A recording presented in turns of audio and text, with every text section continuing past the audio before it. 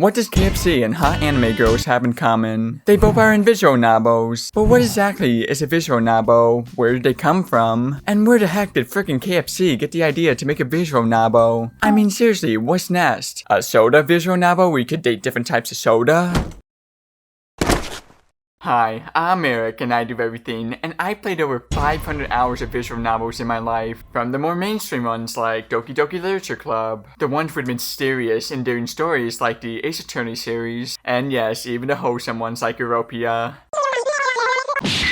It's totally wholesome. Visual novels, some are dating sims, some are mystery, and some are parody. But all of these have one thing in common. They all include large amount of tests to the point where the majority of the game could honestly be considered a story and not a game. That being said though, while most visual novels are pretty much a glorified story with images, there are interactions only games can present in regards to this, such as changing the story options, playing interactive minigames, and well, this I guess. You're there for the story, not whatever the frick this is, trust me. Typically, if you see something that looks like this the majority of the game, with some rare occasions of there being a non-anime character instead of the typical anime character, you encounter the visual novel of some sort, which makes sense. 70% of PC games over the last year that have come out have been visual novels. That's how popular these genre games are. Though the ease and low knowledge required to make these games also have some factor in that as well. Look, if KFC can make a frickin' visual novel, so can I.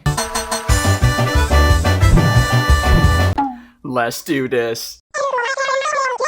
Oh come on Timmy, I can multitask. Okay Timmy, put the offensive game down. Fine, I'll stop. Let's just get to the wacky world of visual novels now, shall we? Let's start with the history of visual novels. When do you think the first visual novel was? Perhaps in the 2000s? Maybe even in the caveman times where Ooga Booga discovered Booga Bungas for the first time?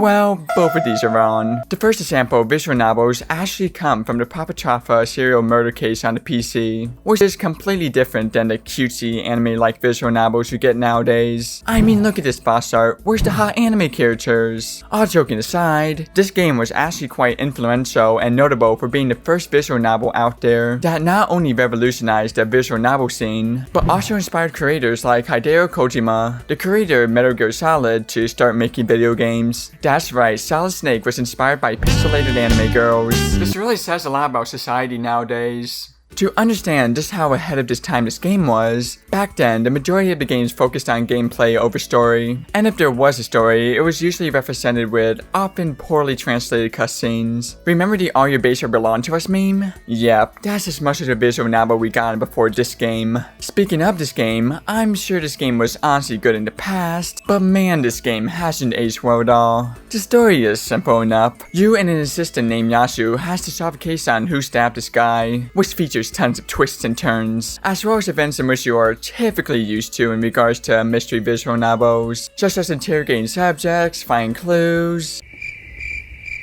And dang, even the first visual novel had fan service. So this is what hentai used to be like. This game does have its downfalls though. For example, this game only takes 45 minutes to complete, mainly due to the fact that you cannot save the game and have to start fresh each time you play the game, as well as the fact that you have to click and hunt every single pixel within this game to get vague clues that really don't add up to the reveal of the murderer. These elements of the game really made us age horribly, but despite that, it's undeniable the amount of influence this game brought to the table. I mean, this game is responsible for inspiring the creators behind the Metal Gear series, the Legend of Zelda series, and the Dragon Quest series to make video games. Oh, and oh gosh, the creators of Jump Force?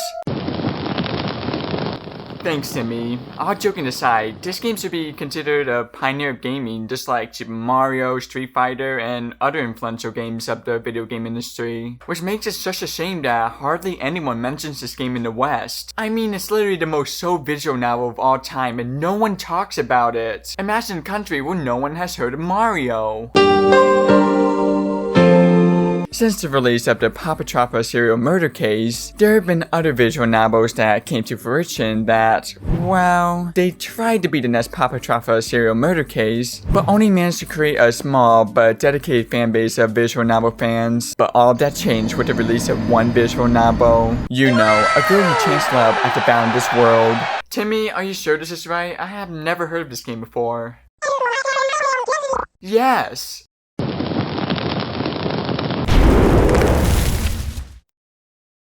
You're a lot stronger than you think, Timmy. You know, a go-to chance lab at the boundless world. This game was developed by Elf Corporation, in which this game got a recent PS4 and PS Vita remake by Spike Chunshop and 5PV Games as well, which is honestly pretty awesome to see, considering the amount of influence this game brought to the table. There are two things that influenced the visual novel industry with this game. 1. ADMS, aka Automatic Diversion Mapping System, and 2. Dual Save. This was the first game that allowed the player to not only experience a complex, detailed story with many different endings, but also the ability to check at any time to see which direction they are heading with the branching plot lines, allowing you to have easy access seeing which path you're taking in regards to the story. That in inclusion with the dual save, which allowed players to save the game and go back to any part of the story, became so influential that pretty much every single visual novel has these traits nowadays. In a nutshell, this game was so good and influential that it revolutionized a revolutionary genre. Can you imagine a world where Sonic overtook Mario as the king of platformers? This basically created a huge boom in popularity in visual novels, causing notable series like Clannad, Ace Attorney, Danganronpa, Doki Doki Literature Club, and Natsukude to assist and influence the world today. Heck, it's so influential it caused some 18-year-old purple-haired loser to talk about it on the internet. Hey, anyway, that was pretty much the history of visual novels. Timmy, what's next on the list to talk about? Ooh, good idea, Timmy. There are so many genres and subgenres in visual novels that I'm sure you'll find the perfect one for you. And while I'm sure Timmy will force me to talk about these genres in his own video someday, there are 3 main genres I believe are important enough to note, which are dating sims, eroge, and adventure visual novels. Let's start with the dating sims. These are by far the most talked about and popular genre in regards to visual novels, with some notable examples you should check out being Sakura Wars, the Persona series, Clannad, Toradora on the PSP, and Amagami, all of which are unique and awesome in their own way. So, what are dating sims? Dating sims are essentially dialogue-heavy games where you often are playing as a character filled with hot anime girls or guys that allows you to make choices within the game that could potentially allow you to date any one of these characters. Or if you're a true legend like me, get the harem ending, which is basically, well, you see the image. That's totally the ending I always get. So what? Oh.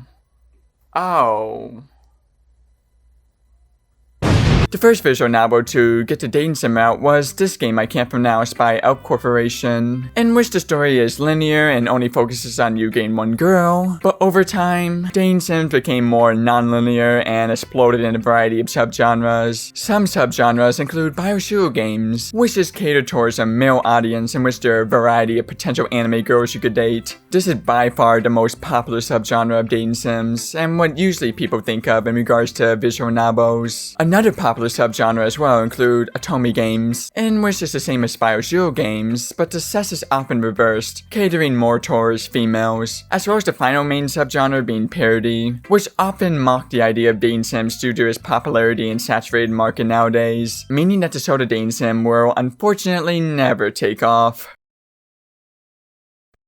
Adventure visual novels. These are dialogue-heavy games that include science fiction like Steins Gate, mystery like Professor Layton and Phoenix Wright, horror games like Danganronpa and Higurashi When They Cry, and honestly pretty much every text-heavy game that features your basic visual novel format that isn't mainly focused on a romantic aspect. A popular subgenre that combines both adventure visual novels and dating sims are nakage visual novels, in which the purpose is to make you cry and tend to be drama-focused. These games usually give the impression of a comedic game with lovable characters, which then suddenly does a complete 180 and tends to make you cry by the end of the game. Essentially, it's a giant Uno reverse card. This leads us to the final huge main genre of visual novels, and yes, it's erotic visual novels, or eroge for short. There really is not much I can say without YouTube triggering the adult-only restriction, but eroge games have been such a huge part in Japanese and visual novel culture that it's not uncommon to find advertisements all over Japan promoting these games. Eroge games are basically dating sims, but with more 18+ content due to the censored sexual nature these visual novels contain. You'll often find these types of visual novels on the PC only, with the console visual novels being much more family friendly. For example, Clannad is a popular wholesome console visual novel, but did you know that Clannad has an eroge port called Tomoko After Is a Wonderful Life? Honestly, it's much better playing these games than hearing the YouTube-friendly description of it. Plus, poor Timmy the Taco is scarred for life now, so it's best if we move on to the next topic. So what's next on the list, Timmy? Oh yeah, how about we recommend some visual novels, Timmy? Seriously, what's wrong? Oh wait, my parents watch these videos. There are 3 visual novels in which I would recommend starting out if you want to get into the visual novel world, which are Phoenix Wright for kids and mystery fans, Toradora on the PSP for teenagers/romance fans, and this might surprise people, Doki Doki Literature Club for adults/horror fans. These 2 games don't take hours upon hours to complete, are nothing too off-putting that'll make people cry in the toilet, and are just really amazing games that I personally really loved when I was first exploring the wondrous world of visual novels. For the more experienced people, well, recommendations honestly just depend on your personal preference. If you like horror, Higurashi When You Cry is perfect for you. If you love romance and drama, Clannad is perfect for you. If you love science fiction, then Steins Gate is perfect for you. Honestly, considering the personal nature visual novels have, the best visual novel is the one that you think suits you best. You see, that's the beauty of visual novels. Despite the bad rep visual novels get nowadays, there are many of them with amazing and endearing stories that often get overlooked due to other popular games saturating the gaming market, as well as the negative publicity that these games often get from outside sources, which is such a shame. Thankfully though, visual novels have gotten more mainstream attention and popularity lately, mainly thanks to some of the visual novels becoming popular anime like Clannad, as well as visual novels that help put visual novels in a more mainstream and popular light, such as Doki Doki Literature Club and the frickin' KFC game. Say what you will about these mainstream games, as well as the downright shovelware themed visual novels that plays the market, but I will always stand by these games and defend them. So that was the wondrous world of visual novels. Hey Timmy! That's getting no Timmy. Anyway, if you'll excuse me, I have a sort of visual novel to complete now.